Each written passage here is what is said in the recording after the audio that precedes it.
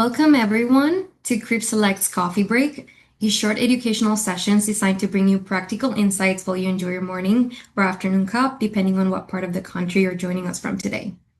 CRIF Select is one of the nation's leading indirect lending solution providers, connecting credit unions to a network of more than 8,000 dealers and handling everything from loan origination technology to dealer management.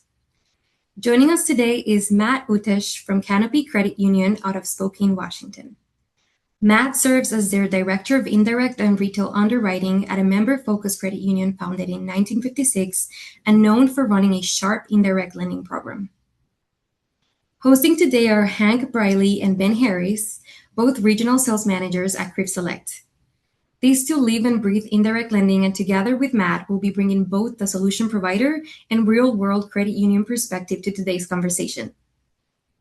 Some quick housekeeping. This session is being recorded and will be sent to all registrants. Lines are muted, so drop your questions in the Q&A or in the comment box, and we'll tackle them at the end. And don't forget, we'll be sending out coffee gift cards over the next few days to all valid credit union employees who registered. Drop a comment and let us know, are you a Dunkin' or a Starbucks person? With that, let's get into it, and I'll hand it over to the guys.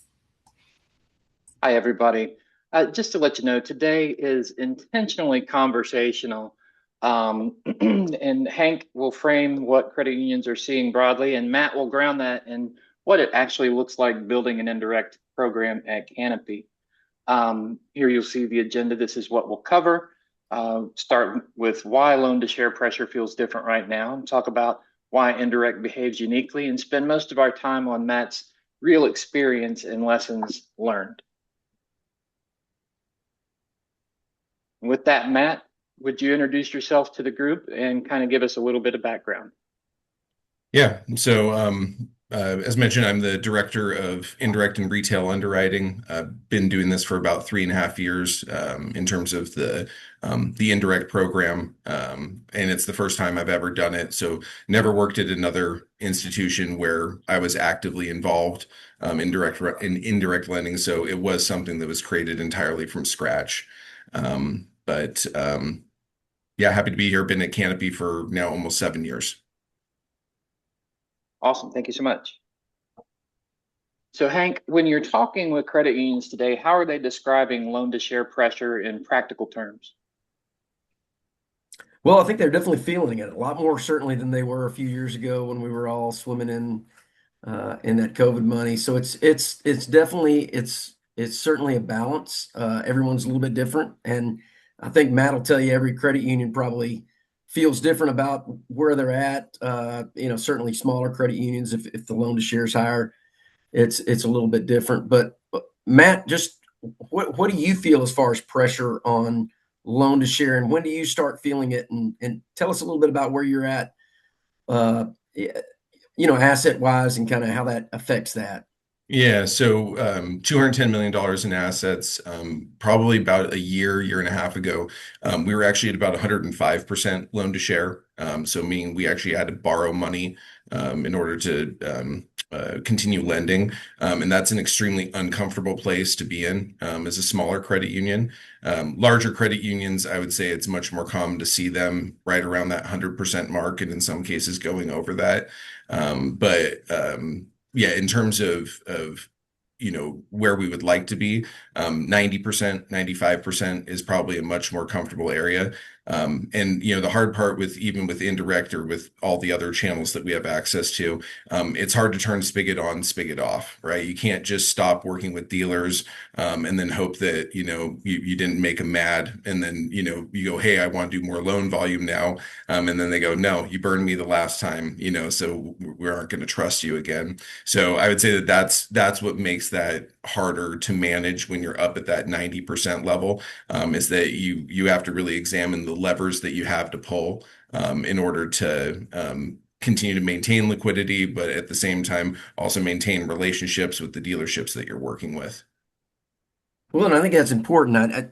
You do have different levers to pull, right? You can change policy, you can change rates. What levers do you pull? I know which one I feel is the way to go, and I think it's probably the way you feel as well. But can you talk about that? Yeah, so first thing is that we do have the ability to borrow money, but it's the last resort.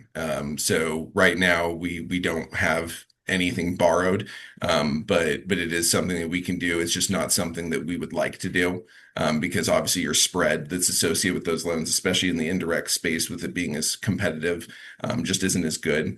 The lever that we prefer to pull the most, when possible, and when it financially makes sense, is to do a loan sale. So I've talked about this a few times. We're actually getting ready to do our third loan sale.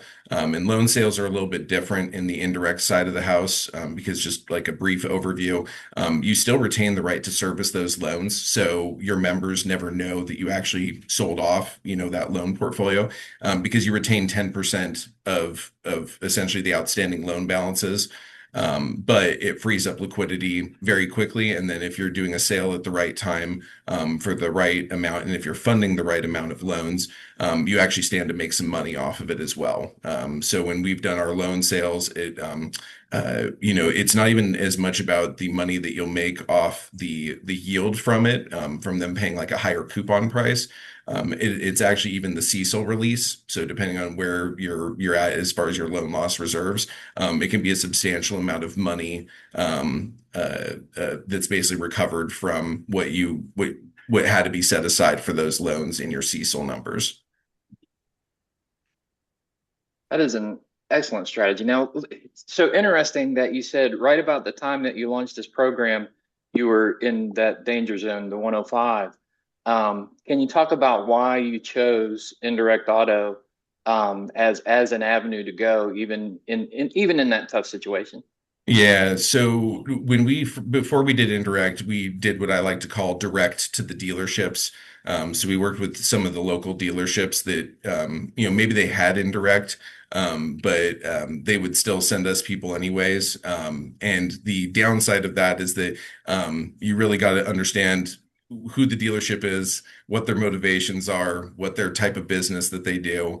And so we actually suffered a period from 2022, 2023, where we were taking larger losses, because these were loans that, looking back at them, we did not fully understand the risk that was associated with them. The other piece of it too is that the cars that they were selling were what I'm just going to label as subpar. And so, indirect was what actually gave us access to working with dealerships that are selling newer vehicles. They have long-standing reputations. So these are not places that necessarily close down, the minute that they run into troubles and then reopen under a new name. So really, it's just understanding that, you can want some of that business of working with these dealerships. And unfortunately, you do have to play the way that they want to play, because that's what everyone else is doing as well. So indirect is what gives you access to that. And I think that, smaller credit unions, or at least ones that are, just used to the way that we normally would do business, it can feel like something, that's, that you don't want to do. But I can tell you that just from improving the quality of the collateral, it's improved our portfolio significantly. And so that was one of the reasons why we said that it's not a question of should we go with indirect, it's that we need to go with indirect, because that 105%, that was actually about a year and a half, 2 years into our indirect portfolio. But prior to that, we were a much lower loan to share, but we needed to get better quality loans coming in. Excellent. Okay. And then now you've got a relationship with the dealers, right? You know these guys. Yeah, yeah. Well, and for us, we're just, fortunate. I mean, I think there's a couple reasons involved, but probably a good 70% of our business comes from two dealerships. So, did I ever expect it would work out that way? Absolutely not. But you learn to understand what the dealership, who owns it, what's their motivation, how do they make money. And so it actually gives you kind of some insight to understand that, not all dealerships are made the same. And I think I used this phrase the other day, the devil is better than the one that you don't, right? So all the dealerships that I have a close relationship with, I understand what motivates them and how they conduct their business, and that makes me a lot more comfortable working with them. Awesome. So, one of the things that we think about on our end is making sure that there's growth, but the growth is responsible. And that idea of having a dial is very important. Can you share an example of how or when you've tightened or loosened the indirect and why that level of control mattered? Yeah, so I mean, I think the easiest change in indirect to make, is doing things like raising your rates. It's just when you compare it to the retail side of the house, you don't really raise or lower your rates in order to drive more business in the door. I mean, unless you're going to make something like really drastic where it's like a loan special, members aren't usually sitting there going, "Oh, rates are, a quarter of a percent less. We need to come in the door and refinance our loan now."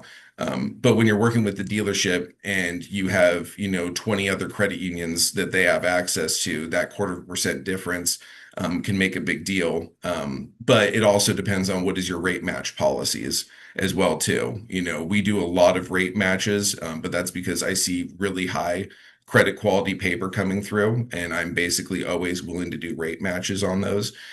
So you are able to get more loans that way, even if your rates aren't necessarily the best. So we can, like just to drive the point home, you can potentially actually have rates that are not as good as everyone else's, but because you have a good relationship with the dealership and an understanding of what drives, rate matches, you can end up saying, okay, well, I'm going to drive away volume from these other dealerships that don't understand how to use my rate matches, and then focus my business on the dealerships that I do like that understand how to use those rate matches.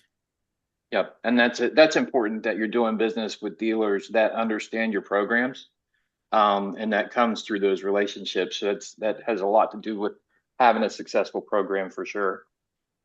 So you built this thing from scratch, right? Yeah. We actually did I was the one that did the analysis too, between Cuddle and running it just through Route One directly and then through CRIF. Because we actually found out about CRIF from an article that my CEO read. And so that's actually how I got introduced. Yeah. But yeah, I did the whole, Excel file analysis, cost, benefits, all of it. So what really influenced that decision of which way you went? Just curious. Yeah, so just being a smaller credit union, I'm trying to be really conscientious of, do I have to hire another employee? And if I do have to hire another employee, at what point, for example, you could have someone doing the work of a funder and they gain a year's worth of experience and say everything is going great. And then that person all of a sudden puts in their 2 weeks and now you need to find and train a new funder. Last month, for example, we did 119 funded loans, which is the most that we've ever done. But if you go back 12 months ago, the least amount that we've done in a month was about 45. So I also look at scale, and the ability basically for a volume to ramp up and then be brought down. And that was actually one of the biggest selling points with CRIF was the fact that it doesn't matter if I do 45 or 119 in a month. It's a variable rate cost based on the amount of volume that's being done rather than say just a flat fixed rate cost of having an employee, of having to retrain someone. And also, it's the service that you provide to your dealers as well. That if they aren't getting turned around, and paid their money in time, we have actually a couple credit unions in our area where dealerships from even like 3-4 years ago still have a bad taste in their mouth because they ran out of liquidity and they weren't getting paid for over 30 days on deals that they had already, sent and contracted.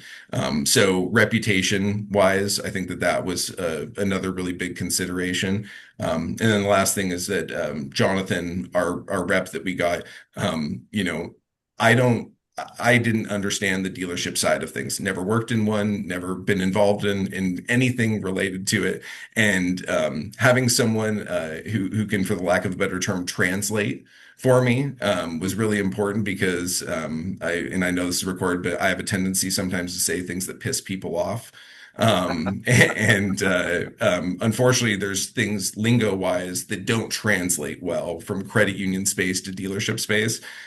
So having a rep that's able, you're able to go out in the field with them, you're able to go meet with the dealers, was a heck of a lot better than, hey, Matt, go visit these dealers and hopefully, you can build some business off of that without making them too mad. Yeah, That's great. our I do guys, the same we thing. do hire a lot of old car guys, and so they speak car lingo. They speak the car language, that's for sure. So, this here, Matt, is an interesting quote that you gave us, and I think it's really kind of sets the tone for the rest of the conversation. You mentioned pivoting quickly, and I'd love for you to tell me what specifically allowed you to make adjustments without compromising, credit quality or overwhelming your team, or anything of that nature. Um, well, so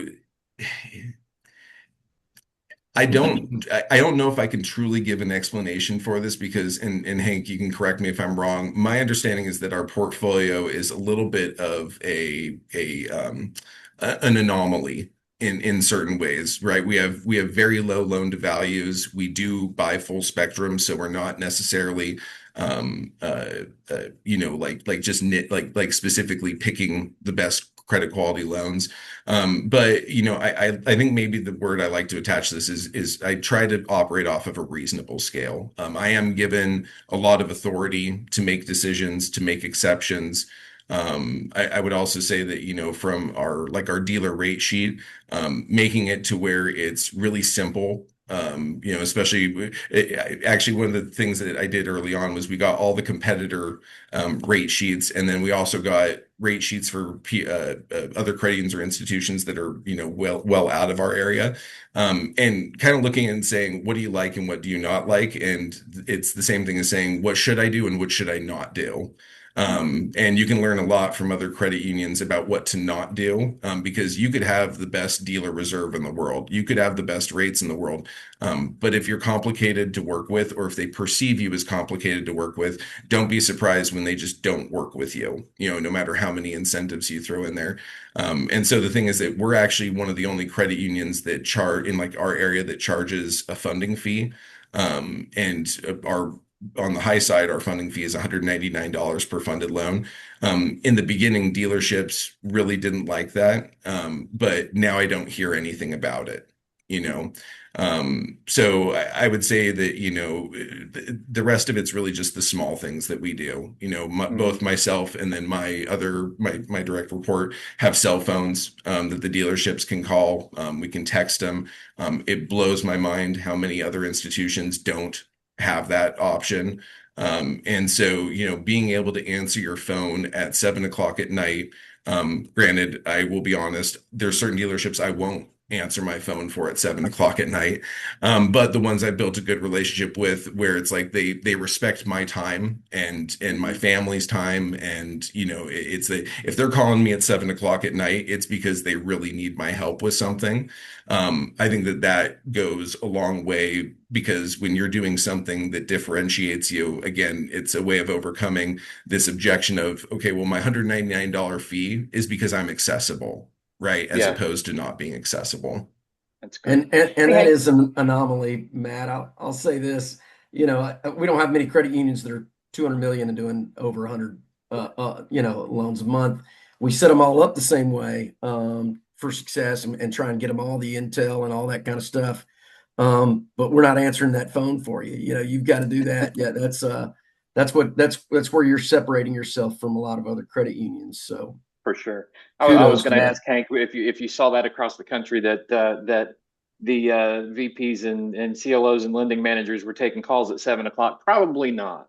No, So no, so and I that's a don't think that's you a lot of have to work you're putting in. necessarily do it that to No, the extreme that Matt probably does it, but just talking to dealers is a huge thing. I mean, they miss that. They don't get that from the big Wells Fargos, from the Cap Ones. Yeah, well, and making sure that they understand too that again, so there's other credit unions here that when I ask I actually like to ask dealers, I go, what do you not like about working with this other institution? And like one of the ones I got the other day that really just spelled it out for me was they go, they don't stip for income, But then once I send in the funding packet, they ask for income.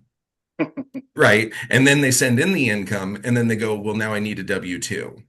Yeah. And it's this bait and switch, that happens. Sure. And so it's like, okay, well, that's not that difficult for me to not do that. Right. Like Yeah. if I'm going to stip for income, I'm just going to stip for income. All they want to know is up front. They're not mad about the stip for income. They're mad that they felt like they had the rug pulled out from underneath them. And now Yep. they have to kind of go save face with the borrower. So, as a general rule, I tell my dealers, if I tell you I'm going to do something, I'm going to do it. And there's going to be times where I may not even fully like that I did it, but you know what? That's a reflection on the way that I do business, and I need to, go, well, why did I say I would do something that I shouldn't be doing, right? Or that I don't want to have to do. And And now, that's worked really well. yeah, and then where you go above and beyond, this slide really represents how our lenders, I'm sorry, are successful within the normal business operating hours. But we do appreciate the level of service that you give. But these are the things, Hank, you can speak to this briefly, that really within the program can influence and develop a great indirect program for your institution. Yeah, I think using indirect as a member pipeline, it's really the tip of the spear when it comes to getting new members out there. Matt, curious, what do you guys do when you onboard a new member from indirect? Is there anything you do in particular on that? Yeah, so when we fund, we send out like a welcome letter, right? That has their member number on it, tells them what their monthly payment is, tells them, here's the different ways that you can make payments. We also make sure to clarify, here's ways that you can make a payment that's free. Here's ways that you can make a payment where there's maybe a charge associated with it because we have um, oh, I'm gonna forget the name of it, but like basically where someone can make a payment from their cell phone using their debit card. So the goal was to offer out as many convenient options as possible, and you get the people that are, cost sensitive that don't want to pay that fee. You get some people that don't want to talk to you, that are willing to pay that fee, and that's fine as long as you're able to kind of meet them where they are. But the second piece, and I'm still continuing to work on this, is that it goes out to one of my teammates in the branch and they do a follow-up call with that Excellent. person and they get access to their credit report. They get access to see all their debts. And the part that I'm building into our LOS that we're switching to is the ability to instant approve someone before they've even made the call out to Mhm. them. So that way they're Oh, actually wow. calling knowing, what they can offer someone as opposed to calling and being like, you should apply for a loan with us, but I don't know what we can do. So just trying to give my frontline staff that level of certainty so that it's easier to do those kind of conversions. So you really are a small credit union that has some technology behind you, like a much larger institution. Um, and that's great. The pre-approvals is something that I think everybody should do. I think that's a great idea. Now, this slide lists features, but I'd rather talk with you, Matt, about the outcome. Quickly, what burdens did partnering with CRIF really take off of your team on the day-to-day? So the funding side of it, like the quality control, going through the documents, making sure fields are signed, things are dated, social security numbers are correct, member account cards are filled out. Basically, anything that we would say would prevent us from funding a loan, they're going in and actually resolving that ahead of time. And I would say that it's a very high level of certainty that we get with that. So by the time we get a loan that's ready to fund it, even if something does happen to make it through, then that's when actually I have a chance to work with someone like Brianne and say, hey, how do we make changes to this so that we don't allow this situation to happen again or something like that. So it removes that off the plate entirely. The funding process, basically, it's automated in the sense that my back office person that cuts the ACHs, it's once a day, 1 o'clock. We fund X number of loans. Um, those were the really big things in addition to the building the dealer relationships piece that Jonathan helped me with. Those were the really big ones that took off my plate. I would have had to have hired another full-time employee. There's no doubt in my mind that I would have had to hire another full-time employee without it. Excellent. And this slide here tends to hit a little close to home for a lot of folks. It's things to think about before you jump in head first. What would have happened, you think, going back if you had not partnered with someone like CRIF or others to kind of help you launch this program? What are the things that you might have missed, and what would have been the outcome there? Yeah, I think, we fired a lot of dealerships along the way, where especially it's I hate to say it, but it's the used car dealerships. And being able to have someone that can help you understand, like, is what they're doing, is this normal? Is this something where, am I misunderstanding what's going on here? Are they power booking things? Just looking for different things that can occur there. That was able to help us get rid of those dealerships faster. And so it's almost like having them it helped us hone what we did well with the dealerships that we wanted to actually do business with, because that is another thing that CRIF does, is that they'll do the Dun and Bradstreet reports, I believe, right? Of running, Mhm. like, looking at the dealership. Do they have, any losses in the last 2 years and things like that? And I can tell you that of the dealerships that we've fired, we had to sign off on exception forms for at least half of them, where we said, look, like, we acknowledge that this didn't come back as well, but we're willing to do business with them. And so it's kind of a telltale sign that any dealership that I've had to sign an exception form for has been one that basically I've just realized we just don't want to do business with anyway. Yeah, Do the you let vetting's so Jonathan play the important. bad cop for you there on that, Matt? Does, does he get to make that phone call for you? He will if I ask him to. Yeah. Some of the dealerships I take too much pleasure in firing, so I do it myself. But yeah, a lot of times I would have Jonathan do it in the past. Yeah, Just because the other thing too with the dealership is that, some of the larger ones, maybe it is just management at the time, and not saying that's a great reason for bringing them back on in the future. But I try to not burn too many bridges entirely. sure. But hey, sometimes you have to, right? But sometimes you do. And that's part of having a successful program as much as anything else, is that you're doing business with the right people. So The quality starts at that desk. I mean, that's your collections yeah. problems can oftentimes be traced back to the quality of the initial dealership.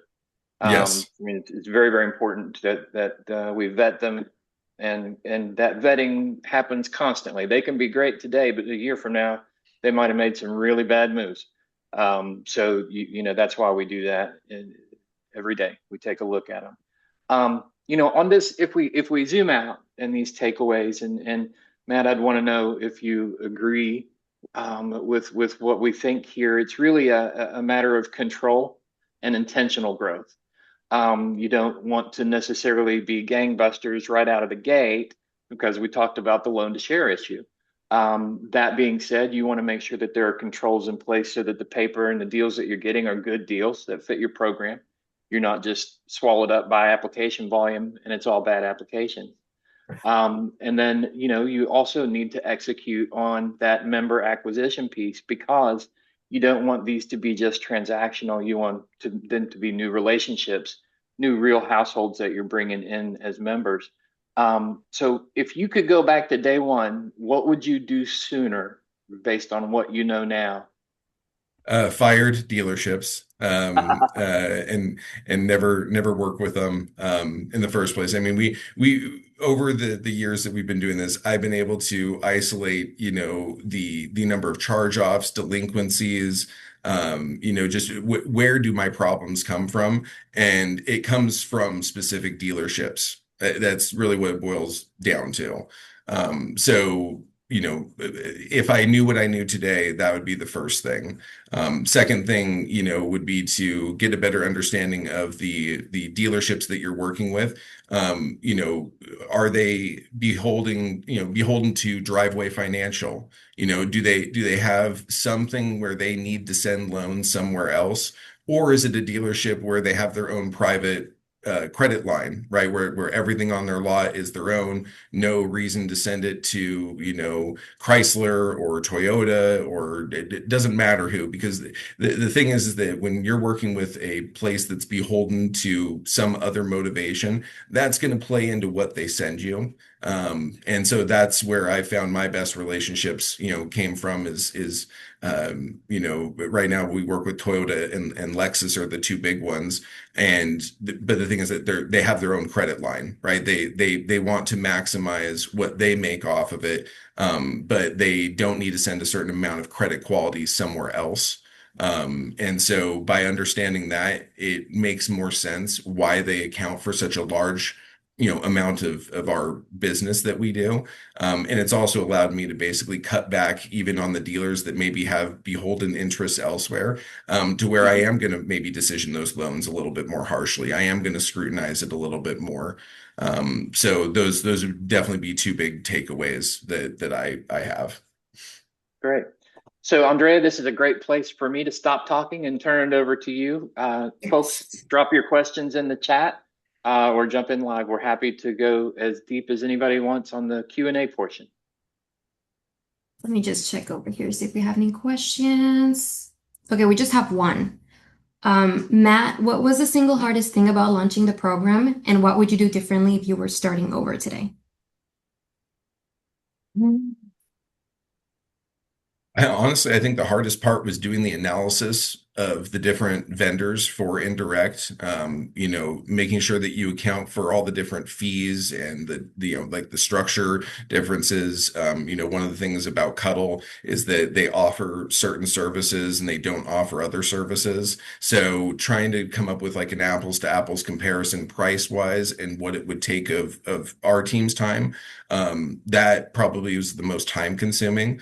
As far as building it, and something I probably don't talk about enough is that we have basically a manual that when we get audited, I hand them the CRIF manual, and it tells them every single thing that we require on our loans. I have actually, in the 3.5 years of doing this, I have never had to step foot into a room with NCUA over our indirect program. And that is not something I expected. I expected year number one that they'd be like, "Why are you doing so much volume?" Starting to question how are we able to do as much as we are, and be as small as we are.